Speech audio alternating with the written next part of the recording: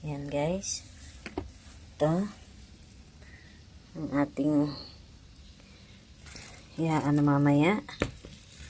Gulay na mais. Malunggay. Kalabasa. Of course, later, kailangan natin ng sibuyas, bawang. Yun lang po. Papabulak muna tayo ng tubig. Kumukulo na yung tubig. Ilalagay na natin ang ating mais. Ayan na siya. Pakukuluin natin hanggang siya ay lumapot. Ito nyo guys. Kalabasa.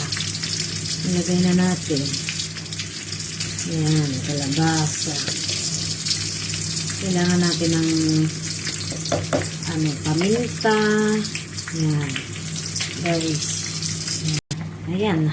Ilagay na natin ang ating malunggay.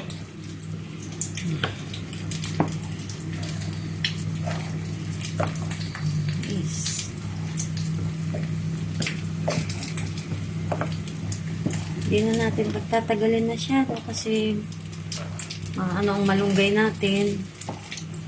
Lutuin na lang natin ang malunggay natin sa init. Okay.